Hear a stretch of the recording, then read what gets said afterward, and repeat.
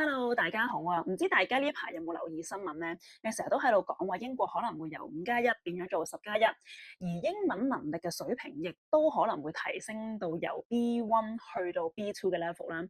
唔知大家有咩諗法？咁講翻自己先啦。作為一個土生土長嘅香港人咧，我成個人生都喺度講廣東話，極少機會咧係真係講英文啦。但係點樣都好啦，我哋都真係要 brush up 一下我哋嘅英文啦。再加上我哋要即係達到呢個 B1 嘅 level 啦。更可能有機會咧會變成 B2 嘅 level 啦，咁所以咧真係要去學習下英文啦，去練習一下。咁當然啦，即係大人去學英文好難，真係要走去一間 learning centre 嗰度學噶嘛，亦都好難周圍揾啲 local 同你去傾偈噶嘛。咁始終佢哋同你傾偈，佢哋聽得明你講啲乜嘢，佢哋就已經覺得你好叻，佢唔會去修正你嘅 grammar，唔會修正你啲其他發音噶嘛。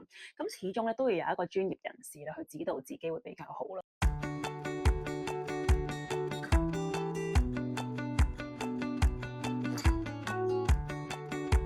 咁我最近咧就發現咗一個幾好用嘅語言學習平台啦，叫做 iTalki。咁呢個 iTalki 咧又有啲乜嘢咁特別咧？咁佢咧特別嘅地方就係你可以自己揀老師啦，最緊要咧係可以根據你自己嘅 budget 啦、時間啦、學習目標啦，甚至乎咧你係可以揀老師嘅國籍㗎。咁除咗學英文之外啦，咁假設你係可能想考 IELTS 嘅，又或者唔同語言嘅考試嘅，又或者可能你係有興趣去學一堆我冇聽過嘅語言，甚至乎係廣東話啦，你都係可以學㗎。咁佢哋嘅教學種類好多啦，可能你要考試嘅又好，又或者可能你純粹咧係想練習下日常嘅會話啊，又或者咧係練習下商業用詞又好啦，亦都會有老師幫到你㗎。咁所以你係可以真正咧去按照你自己嘅需要咧，去揀一個咧最適合自己嘅老師啦，最適合自己嘅課堂㗎。咁最吸引到我嘅地方咧，就係佢有1對1咧嘅度身訂造嘅課堂啦。咁老師淨係會教你一個人，亦都可以咧即時咧去回覆你嘅問題啦。咁所以你係可以專注好多，而且咧老師係會根據你嘅興趣啦、你嘅需要啦、你嘅學習目標啦，去設計一個適合你自己咧嘅課程㗎。咁所以你嘅學習效率咧，亦都會高好多啦。咁當然啦，佢哋亦都有咧大班上堂㗎。咁所以如果可能你唔係真係好想自己一個人上堂1對1嘅，你係想同埋其他同學仔一齊上堂嘅，咁大班嘅就會好啱你啦。另外啊，你亦都可以揾到好多母語嘅老師去練習對話啦。咁唔再係死背書啊、填鴨式啊咁樣學咯，而係真係可以好實際咁樣同母語人士傾偈啦。順便啊，可以學埋更加多地道嘅句子，練習下聽啊同埋講啊嘅技巧。咁你亦都會講得越嚟越有自信。而我哋亦都見到咧，iTalki 上邊咧係有來自全球超過3萬幾位嘅老師。咁你當然可以用 filter 嘅功能，然後去揀一個咧最啱自己嘅老師啦。咁如果咧大家係想學一種全新嘅語言咧，大家可以試下揾一個咧係識得講中文嘅老師。咁你一開波學習咧就唔使學得咁辛苦啦。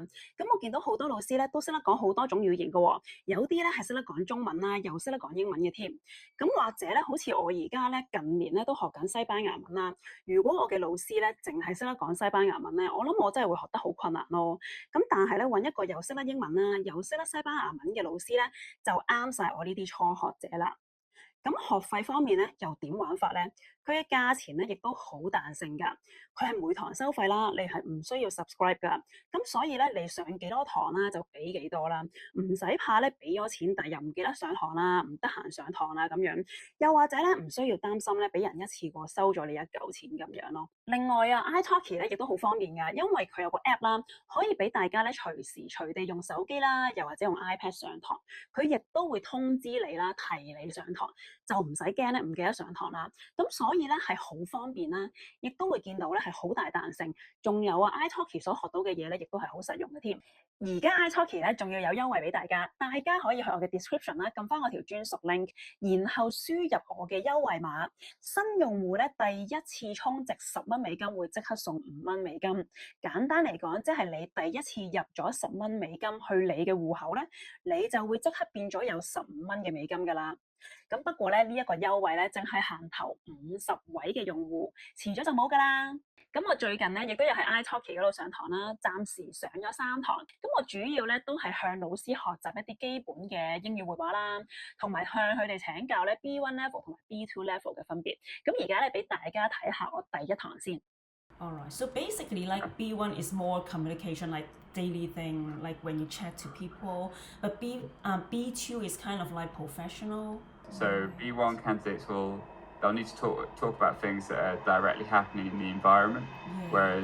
whereas B2 candidates they can talk about things in a much more abstract way. Like we're Right. talking about the weather. A Yeah. B2 a B1 candidate will be able to say it's very sunny today, Yeah. so it's Uh-huh. bright sunshine. Whereas a B2 candidate will be able to talk about meteorology, Ah, I see okay, what you which is mean. much more complicated. That's the study of the weather in general. Do you see? And that's a concept, not directly what's happening right now. For Cambridge and IELTS, they're focused much more on communication. So the aim is not to speak perfect English. Yeah. Right. The aim is just to make sure that you have enough English that people can understand what you're talking about. All Okay, right. and as long as you communicate okay, then you can still get a high score in both of those exams. It doesn't have to be perfect. The type of mistake is really important. Okay, so you can make lots of mistakes and still get B2 in the exam. Yeah. The key thing is that you can't make any mistakes that are very confusing for the person Okay. listening. For example, I'll just give you two quick examples. So, example one, um, last weekend, I go to France. Number one.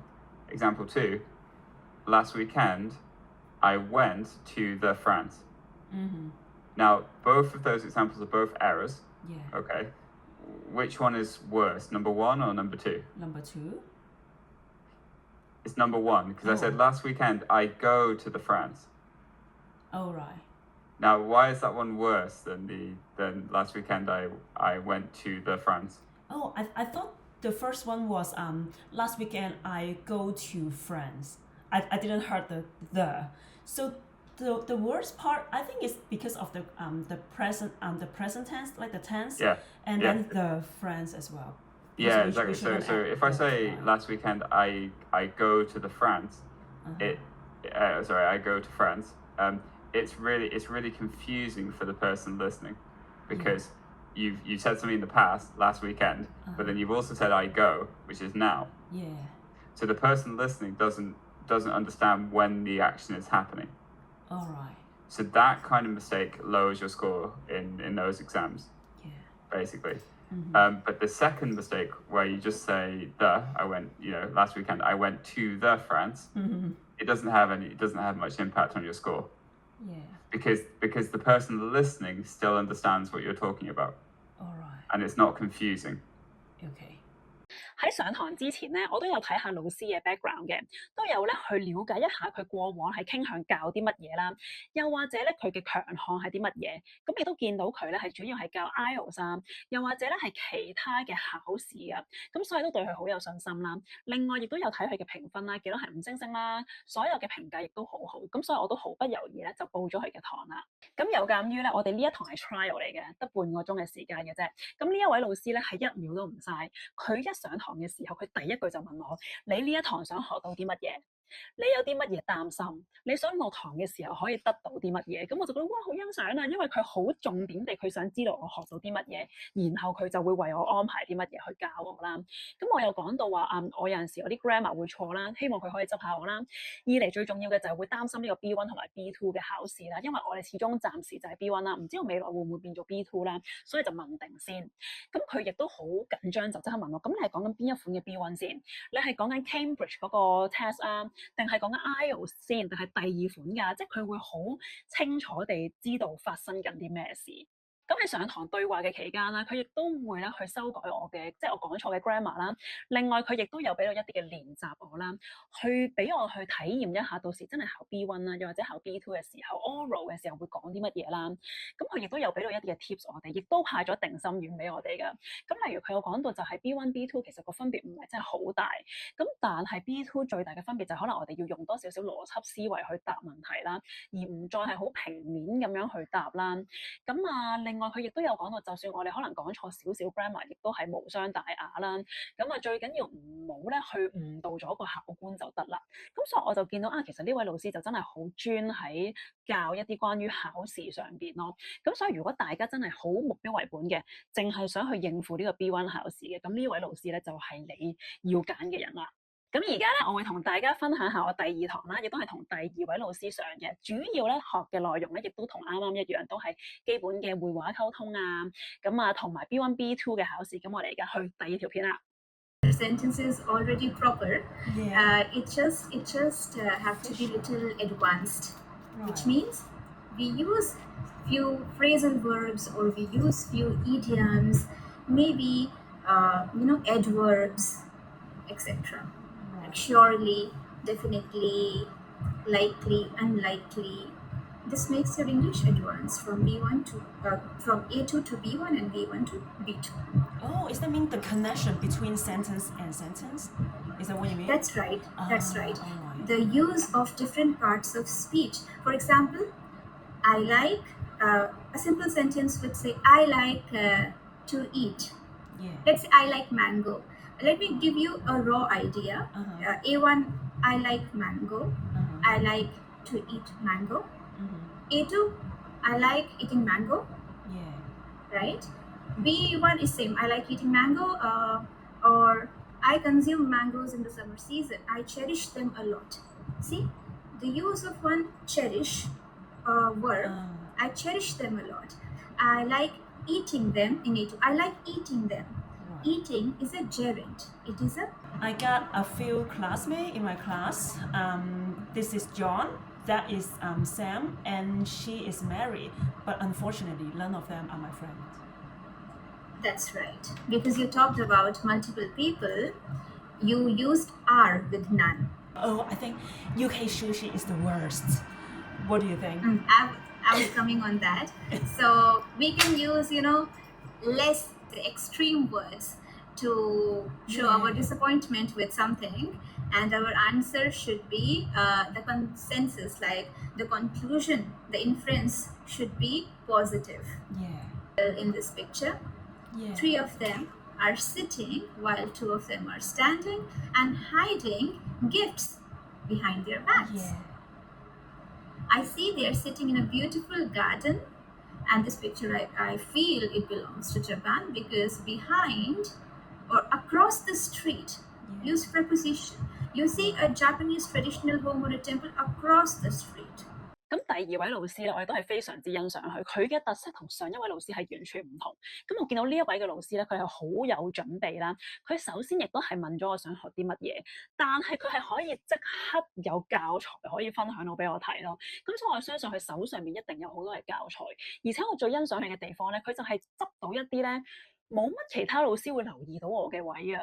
例如咧，呢位老師佢俾咗好多唔同嘅練習我咯，佢俾咗好多題練習我。咁我覺得呢一個模式其實好啱香港人嘅，因為我哋以前學習咧係不斷操 paper 噶嘛，我哋係操 paper 學翻嚟噶嘛。而我覺得呢一種模式係好啱我哋啦，因為佢會喺問咗我問題之後，我答得冇咁好，答得冇咁理想，佢會因應我嘅答案而俾意見我咯。咁所以就會更加針對到我嘅弱點啦。另外咧，呢位老師俾我嘅意見啦，又或者提示咧，就唔係淨係好技術層面上邊嘅，佢會俾到好多技巧上邊嘅我啦。例如佢咪有一題咧問我話關於壽司咁樣嘅，咁我就話我覺得咧英國嘅壽司係最難食嘅、最差嘅咁樣。咁佢其實照字面咁樣去答啦，佢係覺得我呢個答案咧其實唔係真係好差嘅，但係技巧上面就唔係最理想，因為我唔知道個考官係咩人，我可能咁樣答咧會影響咗佢對我嘅觀感啦，亦都會影響我嘅成績啦。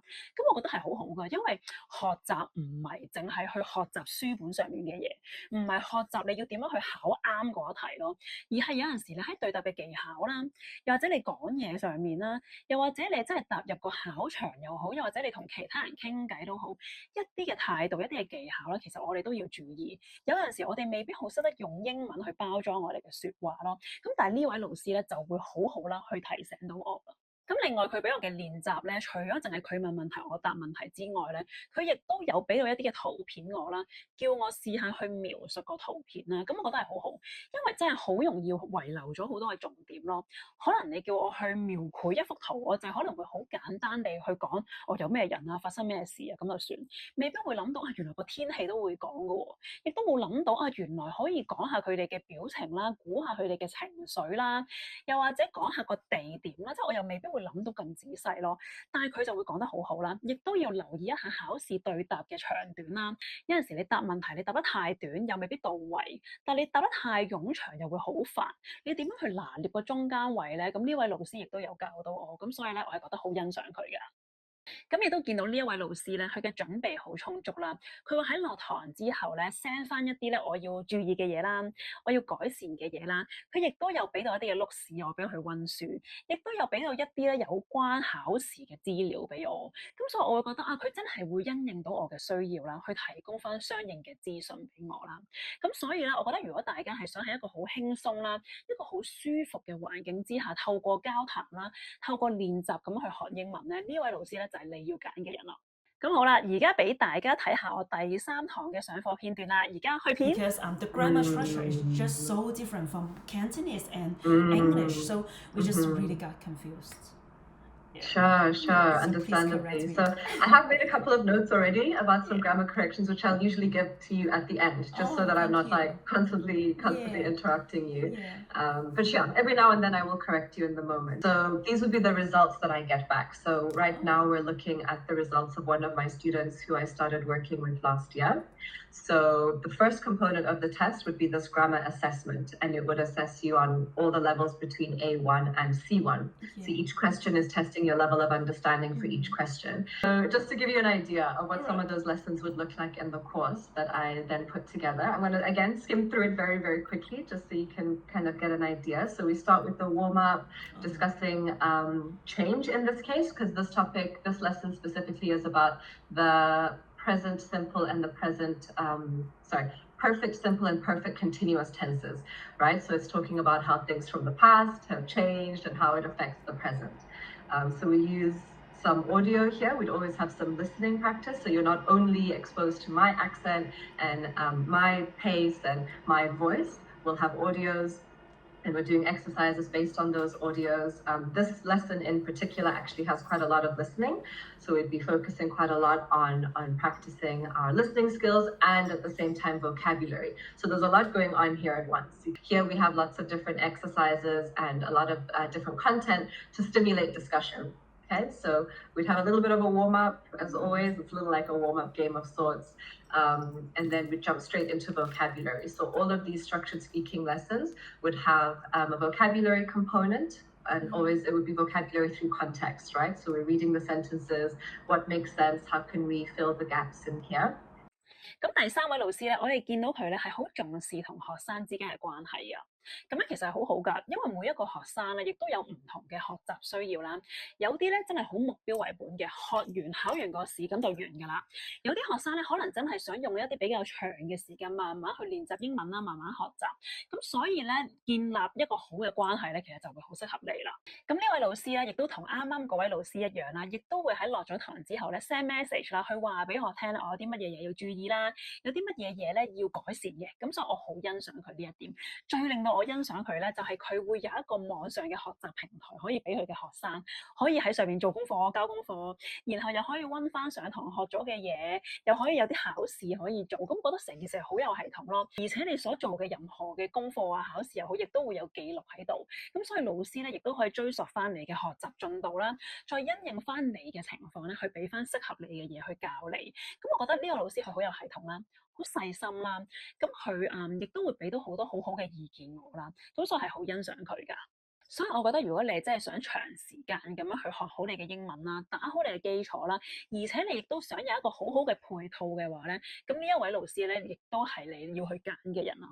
睇晒呢3條片之後咧，你會發現咧，呢3位老師咧都各有特色啦。大家咧喺教學上面亦都有唔同嘅方法。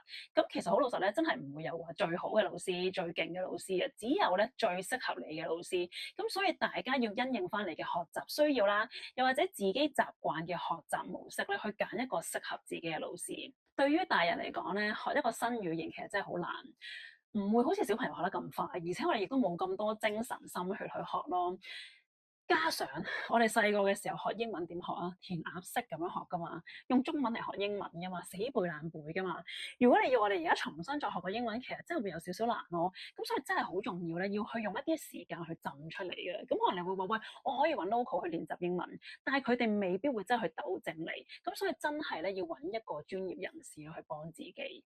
如果大家咧想揾一個又專業啦又啱自己嘅老師嘅話咧，大家記得去我嘅 description 嗰度撳翻我條專屬 link，然後用埋我嘅 discount code。咁你咧第一次增值$10嘅話咧，就會即刻送多$5俾你。記住啊，淨係限頭50位嘅觀眾㗎咋，先到先得㗎。咁希望呢條片咧幫到大家。如果有任何問題啦，記得留言話俾我知啊。咁我哋下條片再見啦，拜拜。